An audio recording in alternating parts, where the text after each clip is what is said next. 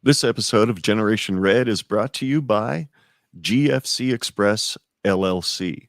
They are your local leader in Lincoln for RV transportation. As an independent contractor for a transport company in Indiana, GFC Express specializes in towing recreational vehicles from manufacturers in Goshen area to dealerships all across the country. GFC Express, where their favorite things in life are God, family, and Cornhusker football.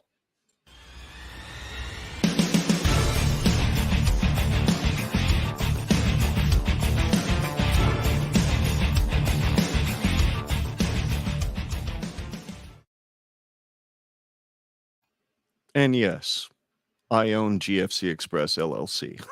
So, in a very real sense, this show has been sponsored by my business the whole time.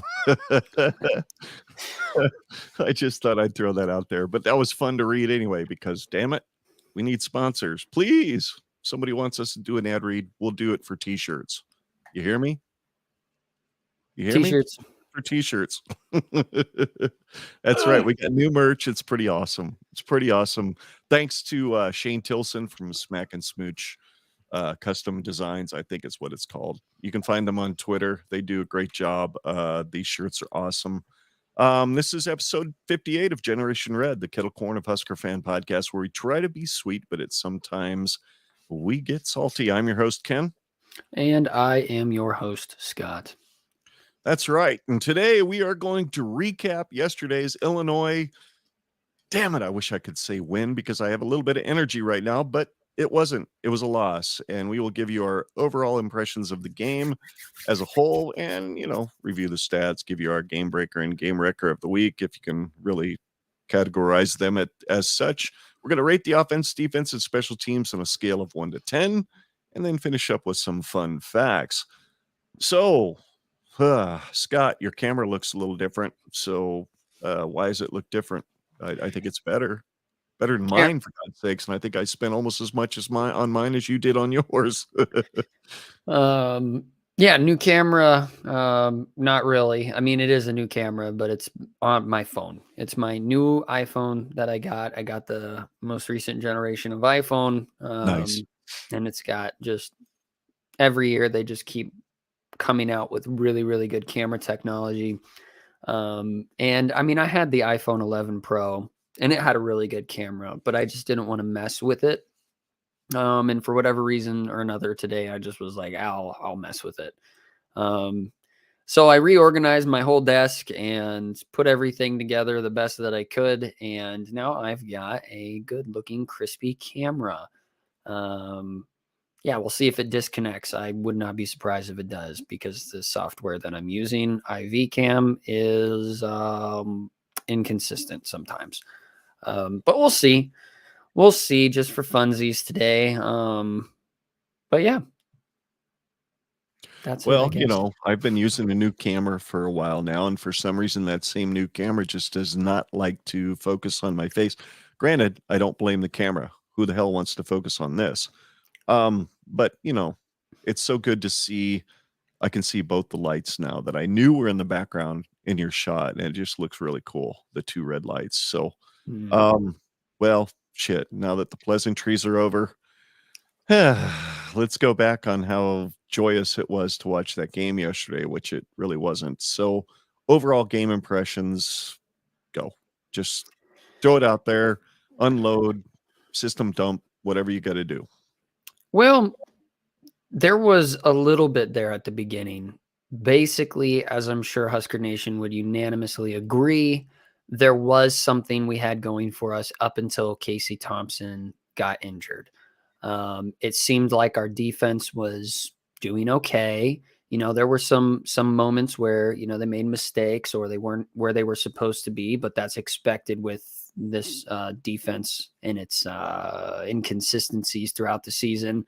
But then, yeah, Casey Thompson goes down, floodgates open, and we aren't able to do anything. Chubba Purdy was extremely underwhelming.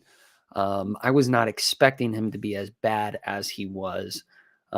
Just not putting enough oomph behind the ball, putting too much behind the ball, overthrowing, underthrowing. You have a bingo card of incompetent quarterback play, and Chuba Purdy pretty much checks off all of those bingo card slots. So it was unfortunate. Illinois has a really, really good defense. We are statistically the best offense that they've played thus far this year. And I think the game goes a different way if Casey Thompson doesn't go down. But at the same time, it seemed like we were unraveling anyway before he got injured. At least that was my impression. It just kind of was like, I just feel like we are about to implode, and just it just didn't look great. Even before, like I said, before Casey Thompson got injured, it didn't look great. It just went way out of hand really quick. Yeah, I mean, Travis Vokalek gets that 50-something yard touchdown reception, and I saw it all over Twitter, and it was also like my impression when I was watching that go down. It just looked like he was running in slow motion. It was so weird. But I was just very disappointed. I mean, I didn't expect much. I would say that my overall real impression was I didn't expect much from this game. I didn't expect us to win the game. If there's anything I expected was that we were going to compete. And so my expectations were definitely not met, because for pretty much 3 quarters, we didn't compete. And Mark Whipple made some awful decisions. There were some decent ones, like some of the things that I talked about a few weeks ago, like utilizing or taking advantage. I don't even know what term I used, but making our broken offensive line work in our favor in some way, shape, or form, throwing some screen passes, play actions, etc. There were some signs of that, but for the most part, it was such a predictable formula. It was go for a deep ball on first down, run the ball for no gain on second down, try and pass again on third down, punt. And it was the same thing every single time. So yeah, Mark Whipple decided he wanted to come to Nebraska to retire, I suppose, and get one last fat paycheck from the university and peace out. And his defense, though, he has been working with an egregious offensive line that Donovan Raiola has yet to even figure out. I don't know if it's individual performance. I don't know if it's scheme, training, practice, whatever it is. We are just an absolute abysmal offensive line. So I will at least I won't hold that over Mark Whipple. I will give him at least somewhat of a benefit of a doubt. There's a reason why he was so successful with Pitt. And it was probably a good offensive line. But who knows? Those are just my overall impressions. It was extremely disappointing. I disassociated. I'm going to be a little bit not here for this podcast. I'm not going to be as sharp. I'm not going to be as well worded or anything like that, because it was just such a disappointment watching this game, and I just don't want to really reflect on it very much. So I apologize. You know what? I'm with you. Whipple ball doesn't work because Whipple doesn't understand, at least in my estimation, from watching, like you said, and perfectly pointed out, throw long on first down, try to run on the second down. Oh shit, now we've got to be 3rd and 8.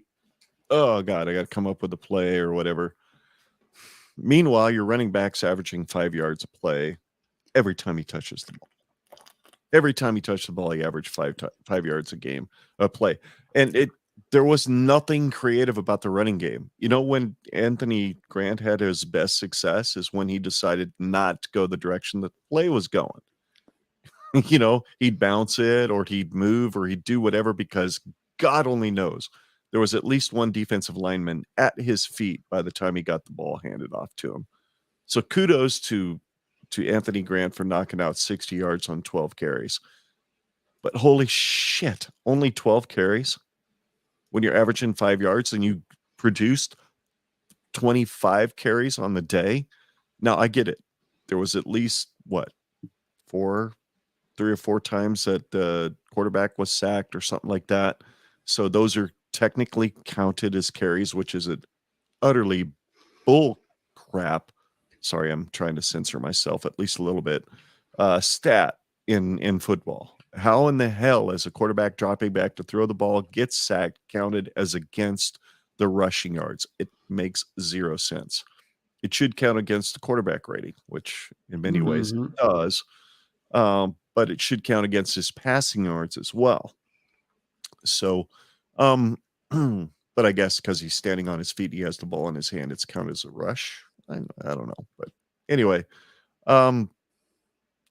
we've been told over the last 12 months or 8 months or whatever since Whipple was hired that he's forgotten more about coaching football than most of the coaches in today's modern game can remember. I guess that's pretty obvious because he's forgotten how to generate at least a decent running game. His running game is unimaginative. Frost was absolutely dead right coming out of the Northwestern game when he said you have to be creative in this league to run the football.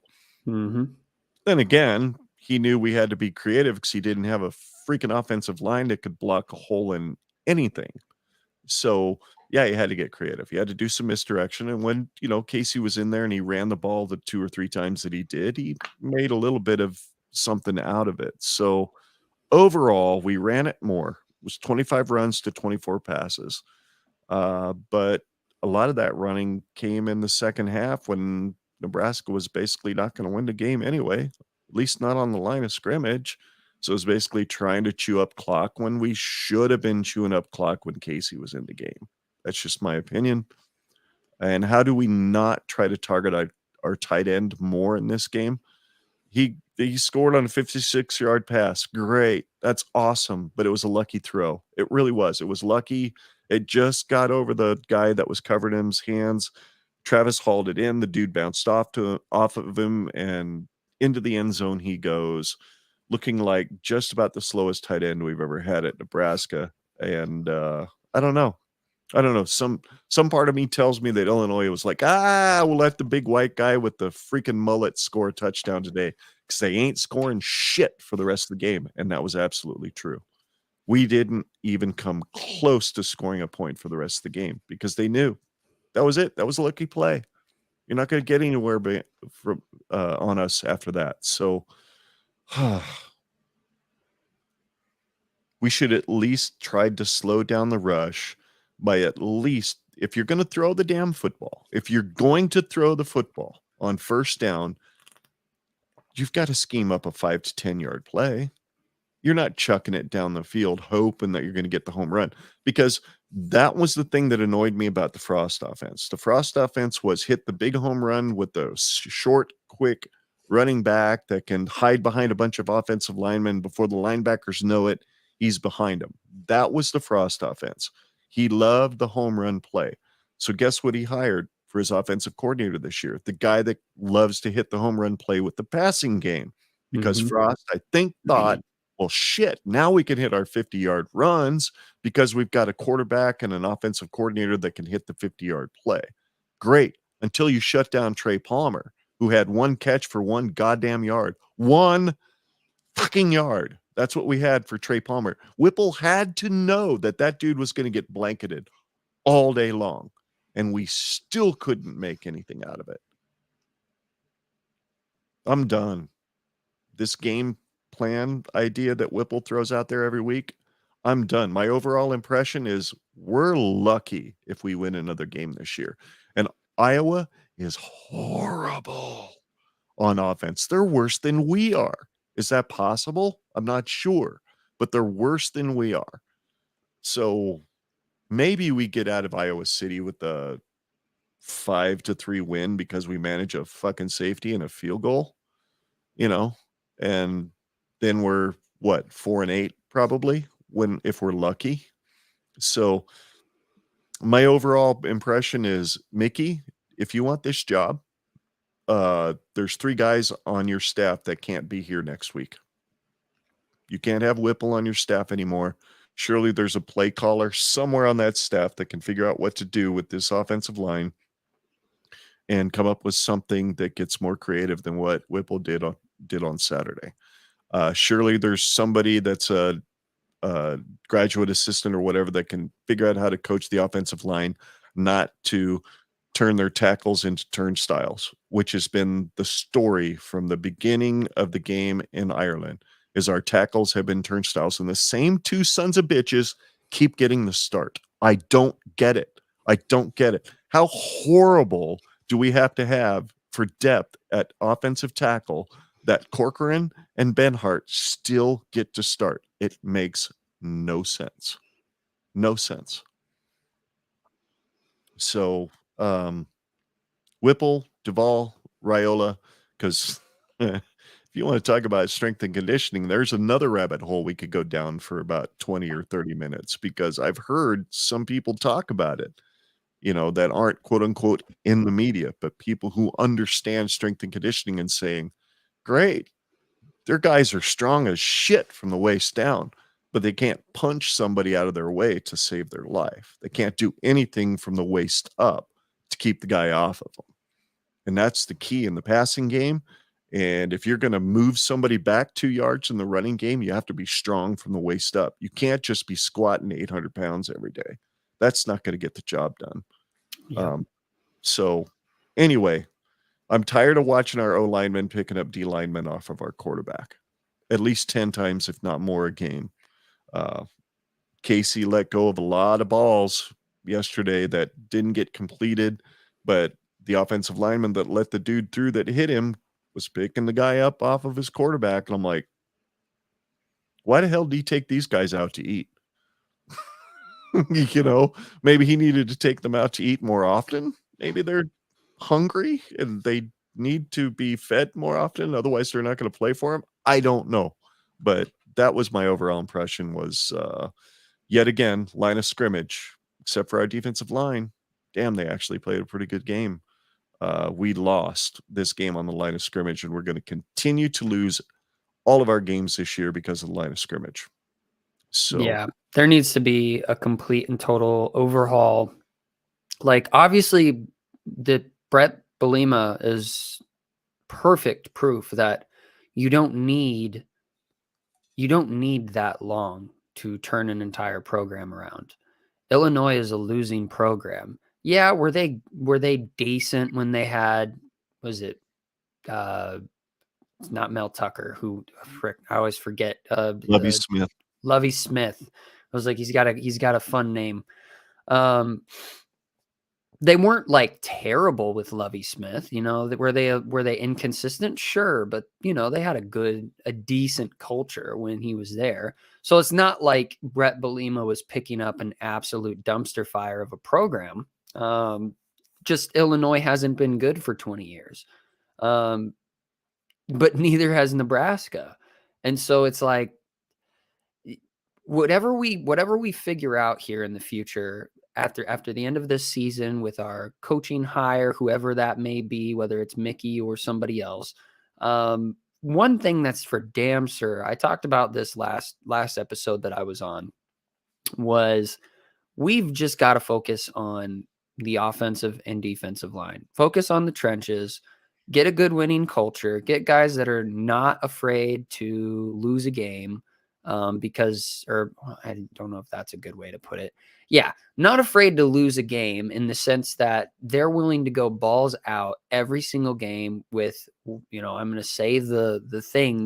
I'm going to say the thing with no fear of failure. Like a true mindset that is not fearing worst case scenario. And we've got a lot of things going for us. We've got talent. We've got copious amounts of money. We've got good facilities. We have a fan base that is diehard. Yes. Are we a little bit divided at times? Can we be a little bit, like scrutinizing? Can we be a little bit annoying? Sure. But that's any fan base that is passionate. You watch Alabama lose a game against Tennessee and their fan base is just losing their ever-loving minds. I think it just comes with the territory of being a blue blood program, except nothing less than greatness. And so we have the potential to do better in the future. But as far as I'm concerned right now, like, I think what I was sitting there thinking during this game, I'm just sitting there and I just have this like epiphany. I'm like, I don't know if we're ever going to be great again. Like, do we have the potential to be good? Sure, we have the potential to be good. Are we ever going to be great, though? Are we going to be that blue blood program? I'm not sure. I'm really not sure because we're going to need to have a lot of things go right in the future in order for that to be true. And this game, while it wasn't like, like the world is ending, the sky is falling, everything is awful and terrible, it really wasn't that game. It was just we were exposed. Illinois exposed us that when we don't have a B-rated quarterback running the show and we don't have any developed talent behind him, we are essentially dead in the water. And I would have assumed going into this game that Illinois' defense was a little bit overrated just because of the offenses that they've played thus far this year. I think like the best ranked offense that they played was like 70th or 80th or something like that. Otherwise, most of the teams that they've played have been in the 90s or the 100s of offensive productivity. So, maybe their stats were a little bit padded, but one thing that was for damn certain was that we weren't able to do anything with them. Like you said, you were very passionate about this stat line, and I would be passionate about it too. And I am passionate about it. 1 reception for 1 yard for Trey Palmer. And is that good defensive scheme? Or is that we didn't have a guy that was getting the ball to him? Because there were multiple times when I was watching on TV, I saw Trey Palmer open, but they had him schemed out to the furthest right part of the field, which is the end of the progression. That's the end of the read. Why do you have him at the final read when you know for damn certain our offensive line is garbage and you know that he's basically going to have to pick one of 2 choices within a second? Why are you putting him to the far right? And when he did have time, he was all like Casey Thompson or Chubba Purdy were always looking downfield when Trey Palmer was right there, or Alante Brown was right there, or Marcus Washington was right there. There were so many times on TV I was banging my head against the couch because I was like, he is standing right there. There isn't a defender within 10 yards of this guy. Why are you not throwing it to him? And so it's just we're just bad right now, and it's unfortunate.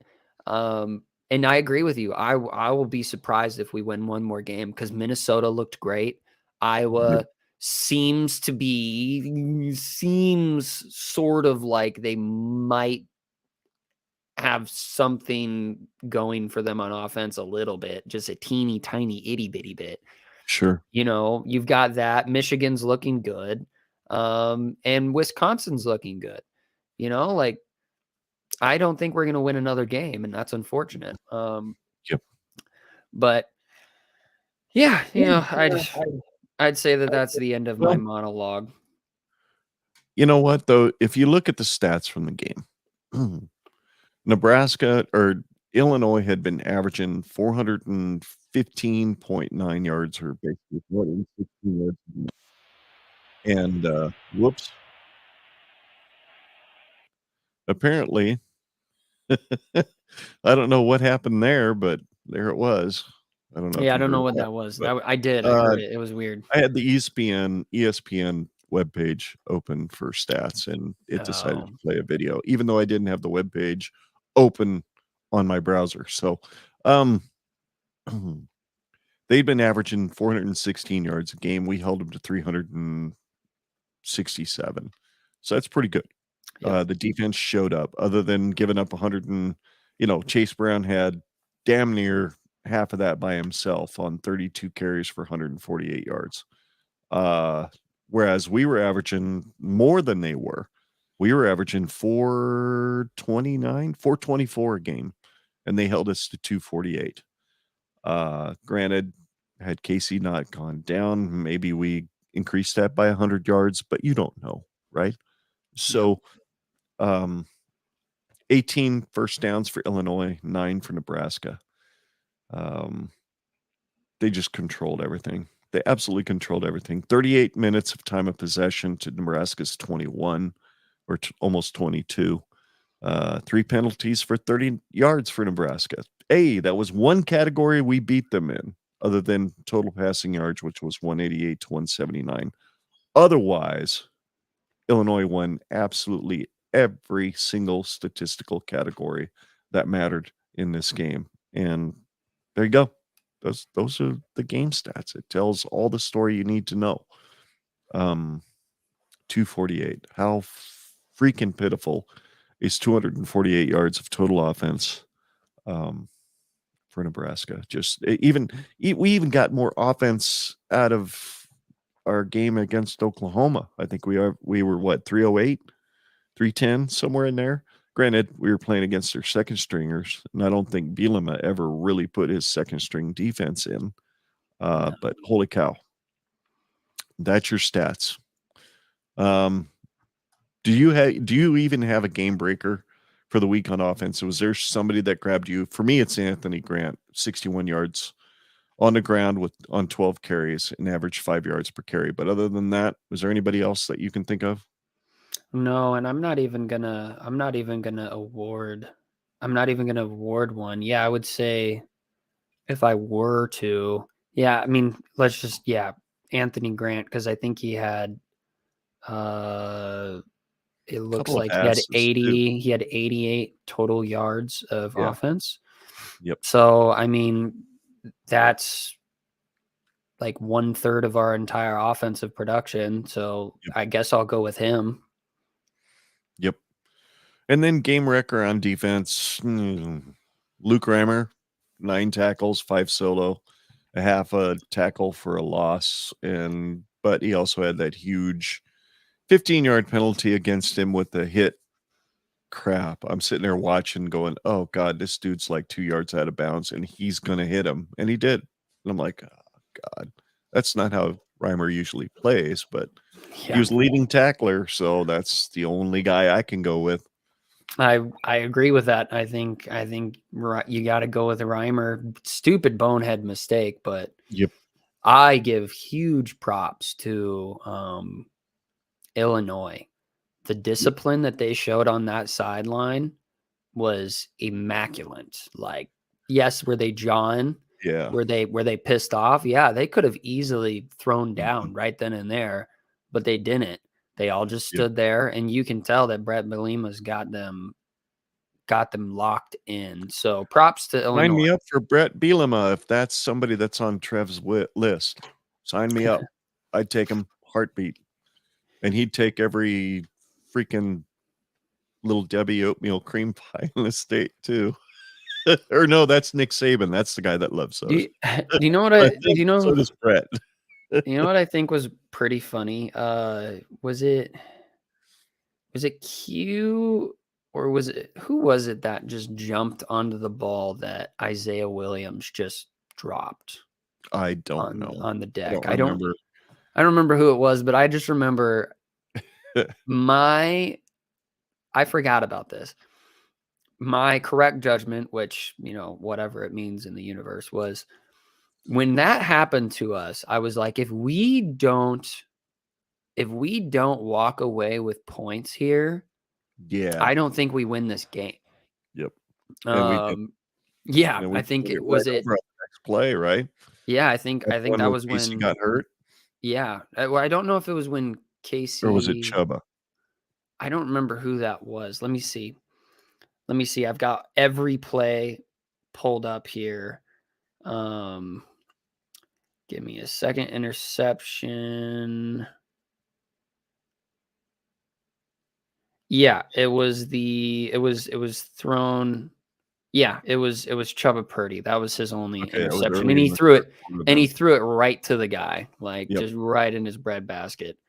But yeah, so that was one of those moments where I just was like, really, we are on Illinois' 23-yard line and we can't do anything. And the thing that makes me so upset is, yeah, we have it at the 23, and to go with your point, like, what do? Incomplete pass to Trey Palmer, Chuba Mhm. Purdy run for no gain, and Chuba Purdy interception to Sidney Brown.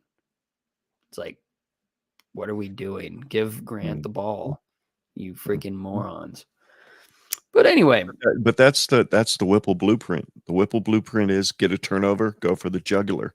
Now, okay, you're on the 40. Yeah, maybe you do. Maybe you go deep to Palmer because that's worked before, of course. But on the 23, nah, not with a dude that's averaging 5 yards a carry. Not with a dude that's averaging 5 yards. So you give it to Anthony and see what he gets on first. And then maybe you do something play action into the corner of the end zone on a fade or something. But then again, hey, Mark Whipple's forgotten so much more football than you and I will ever know. We just need to trust Whipple ball. It's going to be okay, right? Maybe. I don't know. hey, I agree, Jays fan. Absolutely. Logan. Okay, so I this don't know if guy on Whipple knows how to our call a game plan with a dude that can run the football with the ball in his hands as a quarterback. this is a comment made by Jays fan on our live stream right now. He says Logan is more reliable at this point. For those listening to the podcast, yeah, I don't get the whole Casey Mhm. Thompson goes down. They put Logan Smothers in for a series, and then it's the Chuba show for the rest of the game. That I've been trying to stretch my mentals, trying to figure out the logic behind that. And it just nothing makes sense in my mind. Was Chuba sitting there taking a dump like in the back of Memorial Stadium? Like, was he taking a shit when they were like, oh, Casey got injured? And so they're like, well, we got to put Smothers in. And Chuba's dropping a fat deuce. That's the only thing that makes sense to me.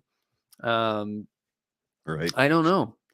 I don't Yeah. know. I was sitting there. I agreed with crap. I want to say it was either Juan or Husker Trav. Don't remember which one it was.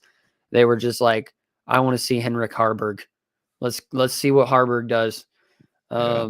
Because dude's got a cannon of an arm. I mean, dude was And he can he run a little was bit, but Whipple doesn't he like them running dudes. So what a that's nerd. just is what it is. Let's just go ahead and rate this because it's not going to be pretty. I'll start. I've got the offense rated as a 2 because 4 interceptions, 248 total yards, and this is every bit on Whipple more so than it is on the players. Anytime I'm looking at the game as an overall, yeah, there's execution issues that need to happen and things like that. But yeah, I just don't see any way to give this offense more than a 2. You go ahead and give your offense and then give your defense.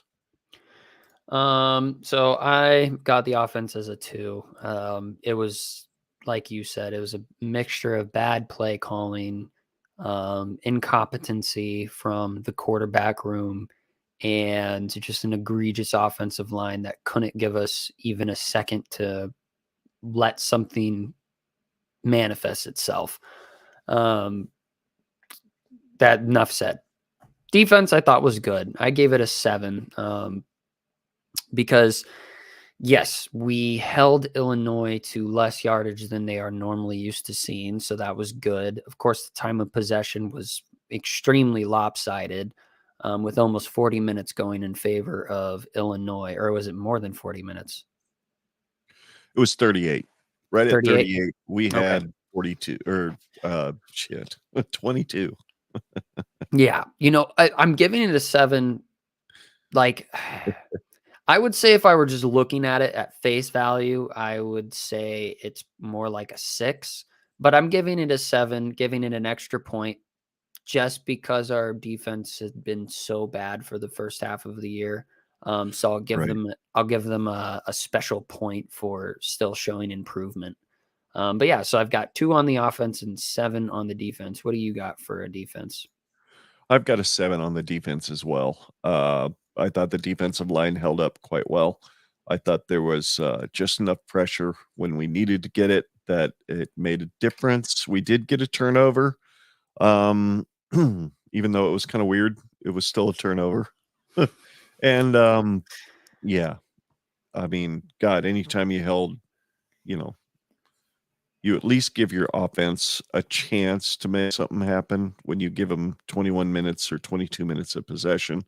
But the bottom line is they still possessed the ball for over a quarter more than we did.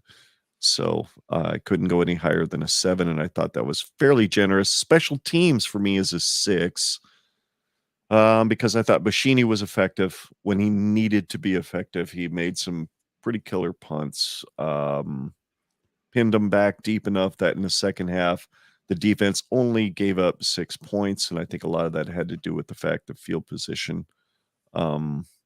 So yeah, that's what I've got for special teams. How about you for special teams in your overall grade? I give them a 5, only because I just want to be a dick. Blocked punt There, or yeah, blocked field goal, blocked field goal, or There's no, a extra point. My bad. blocked extra point. We took 2 kick returns back that made no sense. Yep. Just you're obviously not doing anything on offense, and you think that the move is to take a gamble with taking the ball back from your own end zone. Like, that just didn't make sense to me. Yep. And yeah, there were some good punts, there were some good things, but I mean, yeah, I'm just gonna go with a 5 and give it like a baseline average. It was average. So your overall is 4.6. My overall is 5, and I think we're pretty close, pretty copacetic on the overall performance of the team. And when you lose by 17 or whatever it was, yeah, you're lucky you're going to get a 5 or a 4.6. So there we go. That's our ratings for the game overall for Illinois. This was just not a fun, and most of our podcasts since the games have started, since we started this thing, haven't been a lot of doggone fun. But who knows? Maybe with Trev manning the AD's office, that good times are on their way, because I think somebody who played on the line of scrimmage like Trev did and understands the importance of winning at the point of the attack on both the offense and the defense, he's going to find somebody out there that wants to win in that capacity. So there we go. That wraps up our review of Illinois. Why don't we take a look at a couple of fun facts? Since I started off the team ratings, do you have anything going on with you that's a fun fact that people want to know about you besides your new camera? Because I probably let that cat out of the bag at the beginning of the show. Oh, that wouldn't have been something I picked. So you're good there. Just off the top of my head, fun fact is I watched a really, really good movie last night. It's a 2.5-hour movie, and it's in German, but it's an amazing movie. It's based on the book, very loosely based on the book, All Quiet on the Western Front. Oh, really? I love that movie back in the day. Very, very good movie. If you are a tried and true, stay true to the book kind of person, then it's not a movie for you. But if you watch it with just in mind that it's a World War I movie from the Germans' perspective, you will thoroughly enjoy yourself. An incredible cinematic feature that they came up with in Germany. The cinematography is just phenomenal. And the story progression is really good. But like I said, they missed some key book moments. No spoilers, but they just missed some really meaningful moments from the book or the previous movies that they kind of captured a little bit better. But phenomenal movie. It's on Netflix. I highly recommend watching it. It'll have you at the edge of your seat the whole time, and it is bleak, and it is not, there's no happy ending. So just trigger warning or fair warning, whatever you want to call it. No happy ending. So, which is, the book. But anyway, that's a fun fact about me. Really enjoyed that movie.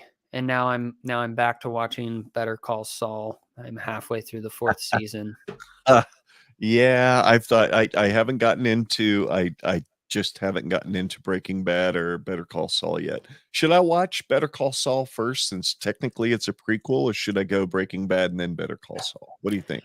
Well, so far, I would say that you could go either way. Okay. I think if you go, you get kind of like a contrasting experience. If you go Better Call Saul first, you are introduced to a bunch of characters that would be in Breaking Bad, but they don't necessarily have as much of a memorable role as what Okay. you would experience with Breaking Bad. So, um, like, how would I put this?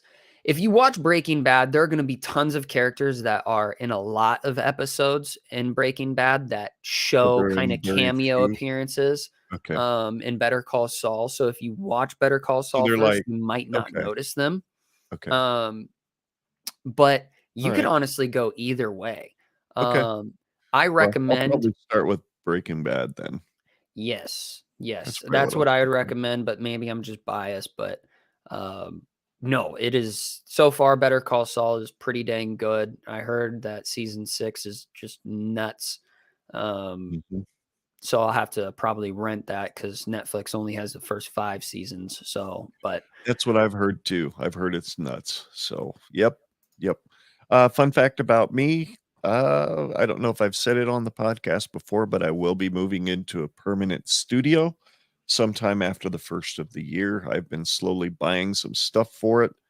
Some of the lighting that I'm using tonight and the lighting behind me is going to be used in that studio, along with the new audio equipment that I'm using tonight. So I just bought this microphone a couple 3 weeks ago. I absolutely love it. And the audio interface I'm using now is also a mixer.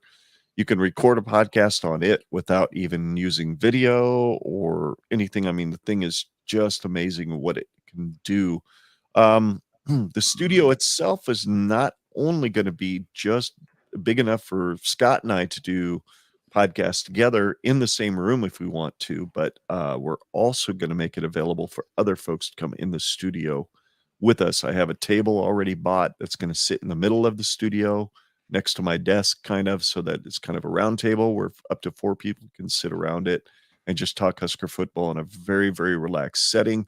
And we already have one fellow Husker podcaster confirmed to be in that very first show that's going to be in that studio, and that's Mr. Honky from the Go Big Red cast is going to be yeah, all in, woo! and he's going to hang out with us. And of course, Scott, you get to be there, and we're going to try to come up with one more Husker podcaster from a different podcast to hang out with us in the studio that night. So that should be a lot of fun. Anything else you want to say before we wrap this thing up? Um, Yeah, I know you're big winging it, sad. so I thought I'd throw it at you. Wing this now. No, my was more like, how do I best word this? I hate everything. There is no hope, or something like that, like old John Dam Johnston likes to say. Yep, I hate F everything. There is everything, no there is hope. no hope, go Big Red. Yep, that's pretty much it. To follow us on social media, you can go to genredpod.com, GENREDPOD, all one word.com, and click on the links at the top of the page. Make sure you subscribe to this channel for all of our past content and ring that bell so that you do not miss any future stuff. Also, make sure to like this video too. It helps this stream get out to more Husker fans. The audio version of this show will be available tomorrow morning for download on your favorite podcast app. If you haven't followed us on your favorite app yet, just search for Generation Red, subscribe, and then take just a couple minutes to leave us a rating and a review. It helps other Husker fans find our show as well on a podcast app. We will be recording a show with the Husker Army podcast and other Husker fan podcasts on November 20th at 4:30 in the afternoon, where we will discuss the pros and cons of retaining Mickey Joseph as the permanent head coach. And by November 20th, which is going to be the week before Iowa, we should be a little bit clearer on how good of a shot Mickey has at getting the job. The audio from that show is going to be available early the next week on the Husker Army podcast feed. So make sure you're subscribed to them on your favorite app or on our feed by that Tuesday morning. And then at 6 p.m. that night, we are also going to live stream with those same Husker podcasts to discuss our top 3 outside candidates for head coach. The audio from that 6 p.m. show will hit our feed that Wednesday morning, and you'll be able to download it then. Anyway, right after we get done signing off right now, we are going to pre-record our Minnesota preview for Saturday's tussle with them in Memorial Stadium. So don't forget to subscribe to this channel, as well as subscribe to our audio podcast on your favorite podcast app, so that you're not going to miss out on any of the fun, because that podcast will air Thursday morning right here on our YouTube channel, and then also later that afternoon on our podcast app. So thanks a lot for watching or listening. We truly appreciate it. He's Scott, I'm Ken, and together we are Generation Red, here to remind you week after week that there is absolutely no place like Nebraska. Iowa's corn sucks, and go Big Red. That's right. See you next time, folks.